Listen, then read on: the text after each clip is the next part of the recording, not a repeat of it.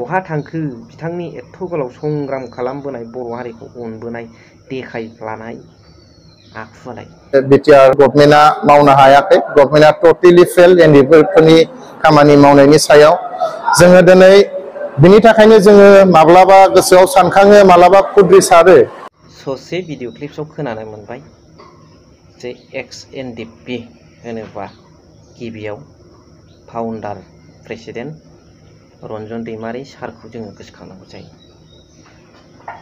बेखौथ' दिनै बिटिआर गभर्नमेन्टआ प्रमद बर'जों लोगोसे जेसेबां इउपिपिएलनि दैदेनगिरिफोर दं गथा गथेयैनो बे रन्जन दैमारि सारखौ थगायथारबाय।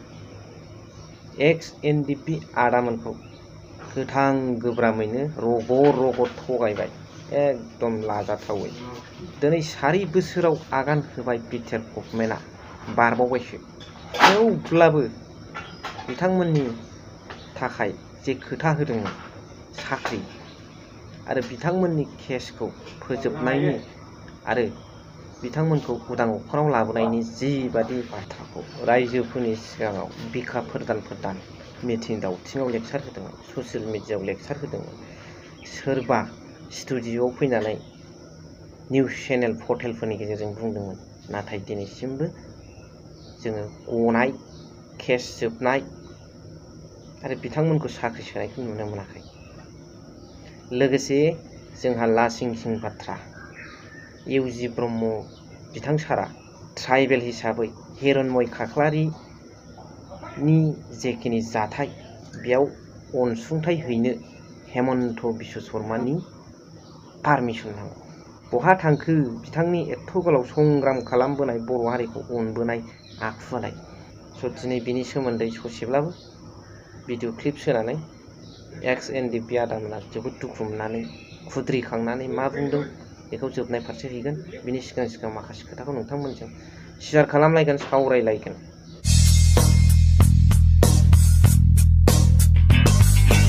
Hello everyone once again welcome back to the channel. दिनैनि गोदान भिडिअ नोंथांमोन बयखौबो गोसो गोथारै बरायदों लोगोसे आसा खालामो चेनेलाव नोंथांमोन बयबो मोजां दं। हिरण्मय खाख्लारि आरो बेजों थास थानाय माखासे घटना बे घटनाखौ जोबथा बुब्लिसिम आन्जाम होनाय कालप्रिट दुथांफोरखौहाय फासि होनांगौनि दाबिनि खेथ्रआव बुंनांगौआ बेनो जे मणिपुराव बेसेबा गिदिर बयबो मिन्थिलायनाय रायजो हादर नाङैनो हिंसायारि जाथाय जालांबाय बेखौ बिजेपि गभर्नमेन्टआ गावसोर गभर्नमेन्टआव थानानैबो सरकार सालायबाय थानाय समावबो जेबो नांजायाखै आरो बे जोंनि बिटिआरनि माखासे सुक्तिफोरखौथ' मा हिसाबै होननाय जाहैबाय दत्त आरो लोगोसे बे हिरण्मय खाख्लारिनि होख्रावनायखौ बिथांमोना बिजेपिआ मोस्रोम जोनाय बादिसो मोनगोन। दा सानदो इउजि ब्रह्मनि खोथाखौनो सानदो दिनै जाबादि माइन्डजों हेमन्त बिश्व शर्मा सिएम मावजि सियाला इउजि ब्रह्म बर' लिडारखौनो जेब्ला हिरण्मय खाख्लारिया बेबादि जाथायजों भुगिनाङो बेनि सायाव दुलाराय बर' फरायसा आफादा होख्रावो अब्ला इउजि ब्रह्मखौ बै समाव मानो थिनहराखै हेमन्त बिश्व शर्माया मानो नायदो होननानै मोनसेबो गोसोखांनाय फैयाखै। दा दिनै माजबाटआव जानाय जाथायाव बेखौ मानो थिनहरखो हायोबा गुबुनखौबो थिनहरनो हायोमोन। दा जोंनि लिडारफोरखौनो गुबुनाव थिनहरनानै जोंनाव थिनहरा खायदा खालामनानै पलिसि खालामनानै जोंजों दावराव जाहोनाय गाज्रि मोनलाय होनाय फर्मुलाखौ बिथाङा हेमन्त बिश्व शर्माया बाहायदों। मन्त्रि बिबान मोननाय जे हिरण्मय खाख्लारिनाव थांनो थाखाय हेमन्त बिश्व शर्मानि पारमिसन नांगौ गरनैसो 5,000 फैसाखौ बे हेमन्त बिश्व शर्मानाव सोंनांगौ नामा? बेनो जाबाय नोंनि हारि सिबिबोनाय गोदोनिफ्रायनो हारिनि इमोसन खोथा बुंनाया। लोगोसे इउपिपिएलनि जथ'नाखि मन्त्रि मनला सिएम इएम जिएमफोर दं बिथांमोना एनडिएफपि एक्स एनडिएफपि आदामोननि थाखाय मानो खामानि मावनायाव मानो फेल जाखो दफायाव लिरखानाय जिबादि खोथा होबोनाय बेखौ मानो दासिमबो साक्सेसफुल खालामनो हायाखै। उदां अखोराङाव लाबोजोबनो होनलाय रन्जन दैमारि सारजों लोगोसे जेलाव जोबजानाय साख्रि होगोन केस फोजोबगोन बायदिसिना खोथा होबोदोंमोन दिनैसिम साराय बोसोर जाबाय मावफुंनो हायाखै। बेफोर मा रग' रगा थगायनाय बेफोरखौ रायजो राजाफ्रा बुजिगासिनो दङ। दा बेखौनो लानानै एक्स NDP आदामोना जोबोद दुखु मोननाय फोरमायदों। दा नोंथांमोना खुद नैबे भिडिअ क्लिप्सआव ससे नायलांबानो जाबाय। सोरनाबा मालाबा खुद्रिसारनाय फैयो जे एकर्ड खालामदों NDPआ मोनब्रै फेक्सन ज' लोगो नांनानै मोनसे BTR एग्रिमेन्ट खालामदों।